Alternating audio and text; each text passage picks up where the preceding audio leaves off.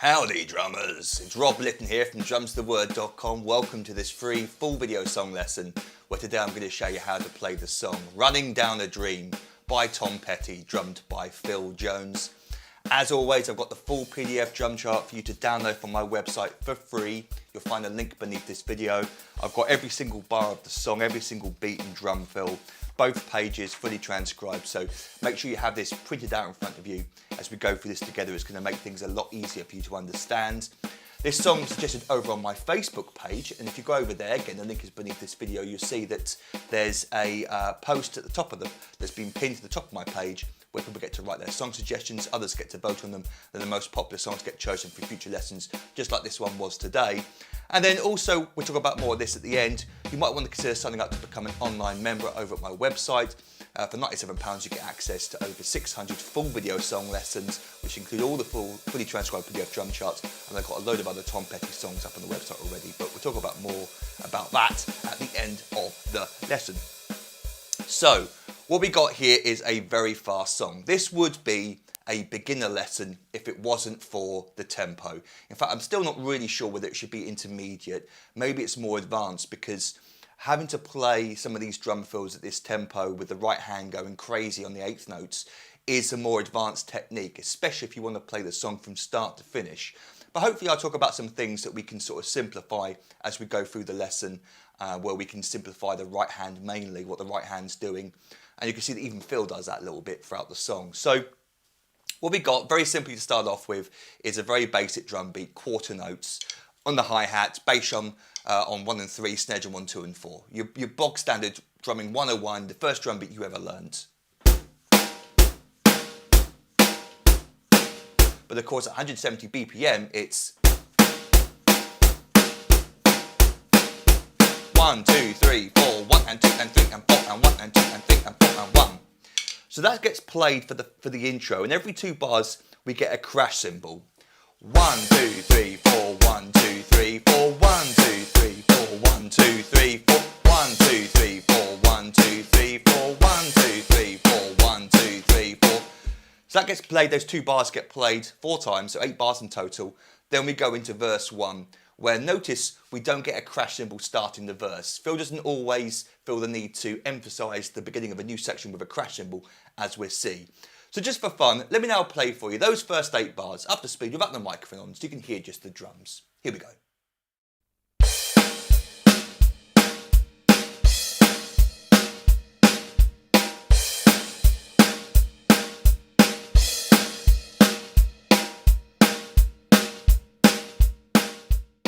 So for verse 1, very, very simple stuff. All the verses we're playing quarter notes on the hi-hat, so we get 2 lines of 8 bars of just 1, 2, 3, 4. Really simple stuff. Let's go straight on to the chorus then, chorus 1, where we get our first introduction of this 8th note hi-hat pattern. So if we're playing 1, 2, 3, 4, 1, there's quarter notes. 8th notes would be double the tempo or double the rate.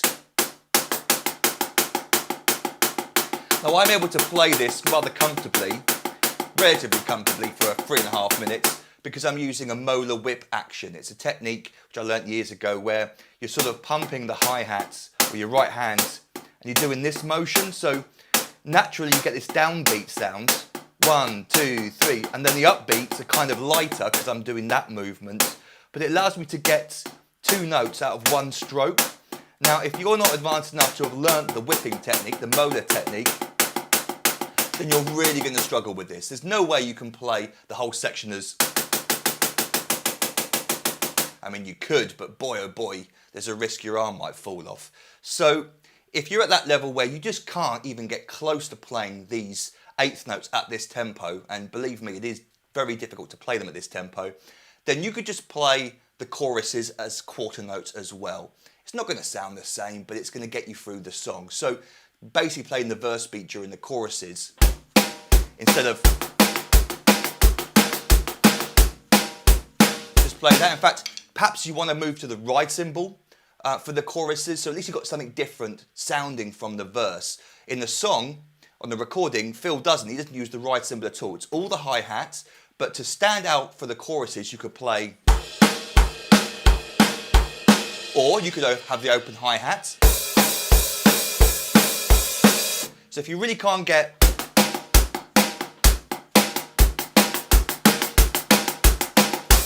could play that, or that might be a bit too much, the crash cymbal, but you could definitely separate yourself or separate the sections of the song by playing something different. But you could certainly just play quarter notes during the choruses just to get you through the song. But Phil is playing 1, and after the crash cymbal on beat 1, don't feel the need, as I've written on the chart, to rush back to the hi-hat for the and of beat 1. You come back to the hi-hat for beat 2. 1, 2 and 3 and it's there that you start playing the 8th notes. 1 and 2 and 3 and 4 and. You've got to rush to the hi-hat to get that beat 1, but afterwards don't feel the need to rush back to the hi-hat. Most drummers will do that. So we get 4 bars of that new groove with a crash cymbal at the beginning of the next 4 bars, but notice that that line is 9 bars long. So we get 2 groups of 4, and then the 9th bar we get another crash cymbal that we're going to start another group of 4. 1, 2, 3, 4, and then I've included it on this chart just to be precise that he doesn't play the and of 4 on that very last bar, the 9th bar. He plays just beat 4, 4, and then we're into the next section, the second line of the chorus, chorus 1, where we just go back to quarter notes for 4 bars. So we get those 9 bars of 1, 2, 3, 4, 1, 2, 3, 4, 1, 2. Another 4 bars. The 9th bar, 1, 2, 3, 4, 1, 2, 3, 4. And then we're back to quarter notes for the second line of chorus 1. So 3 bars of quarter notes now. And then the 4th bar, we get our first really fast drum fill. 1, 2, and then beat 3, like we're going to play beat 4, but we don't. We come in with the snare drum fill on the and of beat 3. 1, 2, 3, and a 40, and a 1, and 2, and 3, and a 40, and a 1, 2, and 3, and a 40, and a right, left, right, left, right, left. Coming down with the right hand to start the drum fill on the and of beat 3.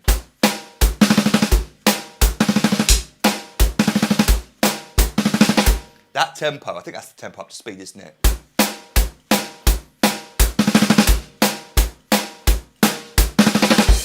We actually go into a crash cymbal on beat 1 of verse 2. Now, if you can't play, again, that's more advanced than intermediate, I would think. You could just play 8th notes instead. 1 and 2 and 3 and 4 and, or and 4 and if you wanted to. 1 and 2 and 3 and 4 and 1, 2, 3 and 4 and 1. Again, just a little cheat to get you through the song if you can't play those 16th notes up to tempo. Anyway, now let me play for you what Phil was playing. So I'm going to play both lines of chorus 1 up to speed, again with the microphone off so you can hear just the drums.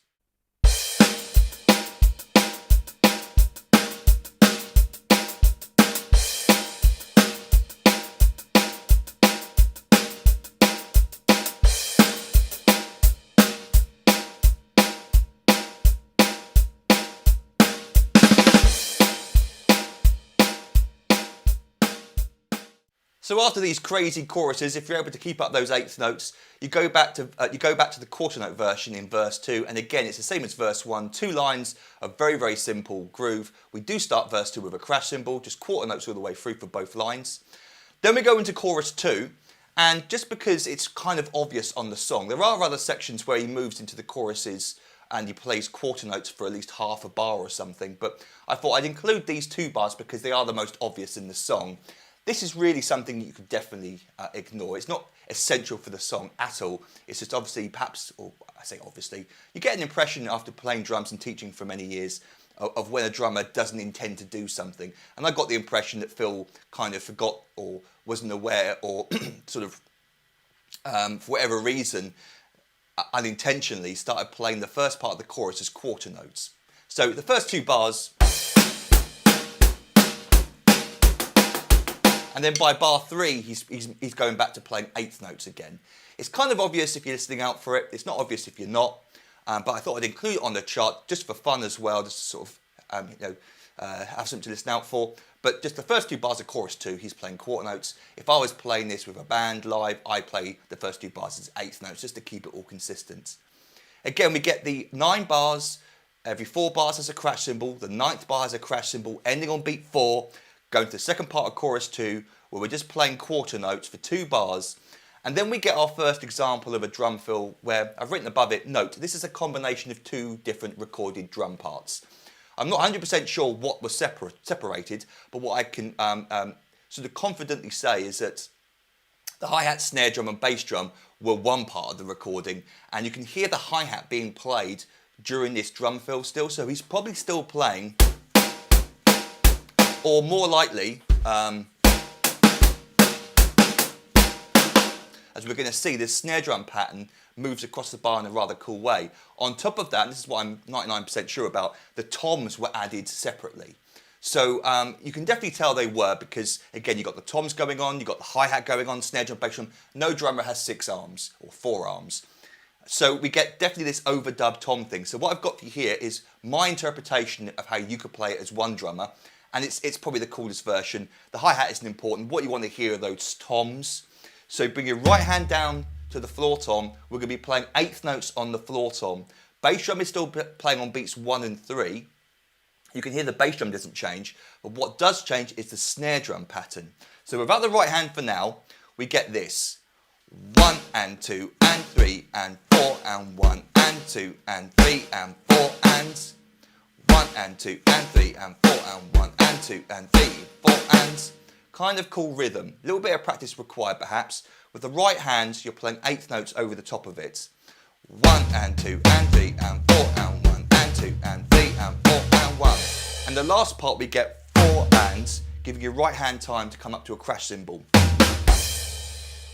Where we get 4 and 1 going into our next bridge. So as always, it's probably best to create a little loop. So I'll play bar 2 into the 2-bar drum fill. 1, 2, 3, 4. 1 and 2 and 3 and 4 and 1 and 2 and 3 and 4 and 1. 1, 2, 3, 4. 1 and 2 and 3 and 4 and 1 and 2 and 3 and 4 and. Now there's some simple ways you could simplify this. I think the bass drum playing on just beats 1 and 3 actually makes it harder than if you played the bass drum on all 4 beats. You could play, how would you do this? I'm playing 1 and 2 and 3 and 4 and 1 and 2 and 3 and 4 and 1 and 2 and 3 and 4 and 1 and 2 and 3 and 4. That's actually easier to play than. So feel free if you wanted to go from, say, the first 2 bars into the drum fill.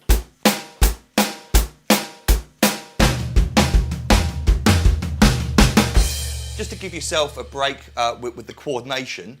You could also play quarter notes with the right hands. If you find those 8th notes fast from earlier on the hi-hat, you could play quarter notes. That'll work just as well with the simplified bass drum. So there's combinations you can do to make it easier for yourself. But what Phil is playing, I was about to call him Tom Jones. Oh, he's playing this. Well, it's a combination, as I said, overdubbed toms. This is my combination. Anyway, let me now play for you the whole of chorus 2, both lines. Here we go.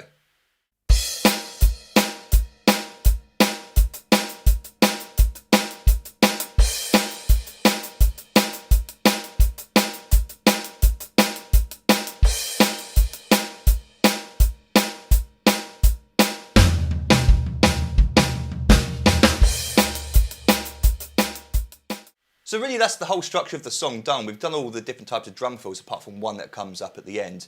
So bridge 1 is just 1, 2, 3, 4, 5, 6, 7, 8, 9, 10. 10 bars, so an extra 2 bars are added. The song structure is interesting where we get lines, sections with extra bars being added, like the 9th bar from earlier. Well, this is 10 bars long with a crash cymbal every 2 bars, 8th notes. Then we go into verse 3. The first line starts with a crash, 8 bars of just quarter note version of the drum beat. Page 2, verse 3 continued, another 8 bars of just quarter notes, no crash cymbal at the beginning. Chorus 3 is the same structure as we've always done.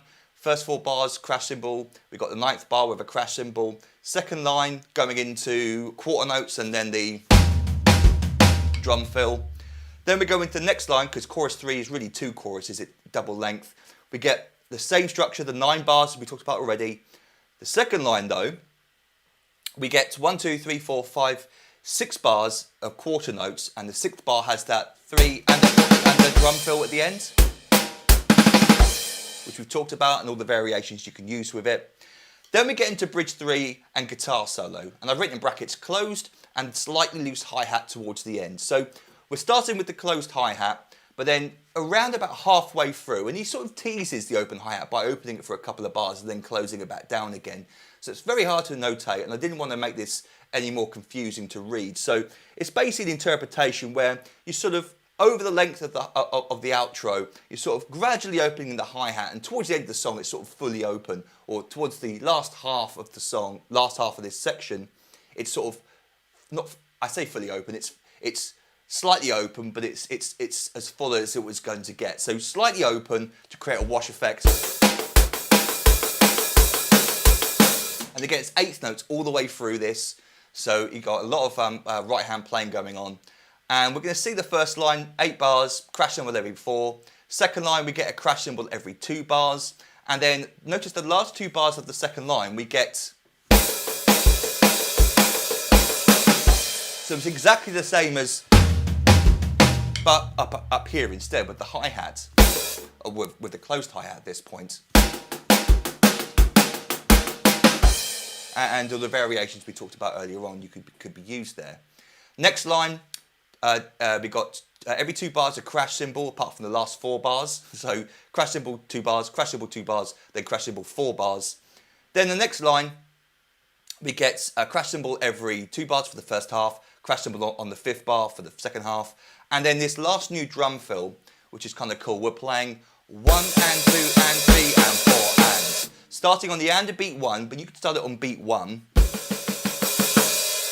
2 and 3 and 4 and we're increasing the volume, the snare drum especially, over the length of that bar. But I actually hear it starting on the and beat 1. So from bars 7 to 8, so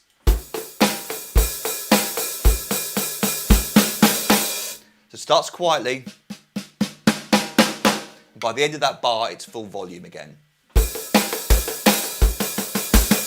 Again, our bass drum's playing 1 and 2 and 3 and 4 and, but you could play 1 and 2 and 3 and 4 if you find it easier. Like that. Of course, you could also give yourself a chance to rest. You could come off the hi-hat and play right, left, right, left, right, left, right, left. A whole bar of 8th notes, 1 and 2 and 3 and 4 and 1, instead of playing 1 and 2 and 3 and 4 and, which is a lot harder to play than just coming off the hi-hat. No one's going to miss that hi-hat. It's the snare drum build-up you want to hear.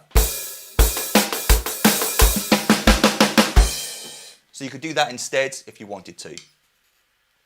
Next line we get, I won't talk about the crash cymbals anymore. The last 2 bars we get, same idea as before. Then the last 2 lines, ignore the crash cymbals. The very last line, before the song fades out, we get the last bar, that drum fill again, and the variations we talked about. So before we finish, let me now play for you lines 1, 2, 3, 4. Lines 4 and 5, which contain the 2 drum fill variations we've talked about for this last section. So lines 1, 2, 3, 4 and 5, up to speed. Here we go.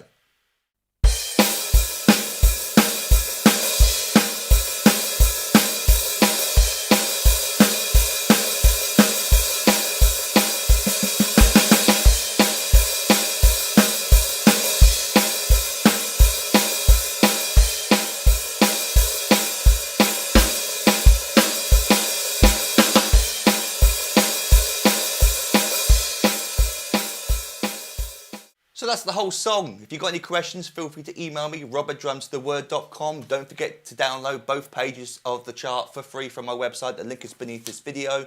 And then while you're over at my website, you might want to consider signing up to become an online member. And like I said at the beginning of the lesson, for £97, you get a full year's online access to every single full video song lesson I've ever recorded and transcribed. And that's over 600 full video song lessons where I teach you a song from start to finish. You get the fully transcribed PDF drum chart to go with each of the lessons. And I've got at least 2 other Tom Petty song lessons up on the website already, and I'm sure I'll be adding more in the future. So if you're a Tom Petty fan, you've got lots of stuff to get your teeth stuck into already.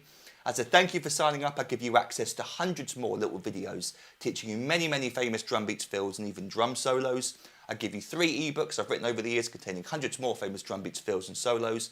And then over the year of your subscription, you also gain instant online access to all the new material that I upload for my members. And I record new lessons every week unless I'm ill or on holiday. So you've got lots of cool stuff to look forward to over the year of your subscription. But if you've got any questions about any of that, then feel free to email me, rob@drumstheword.com. And until our next drum lesson together, toodle pip and happy drumming to you.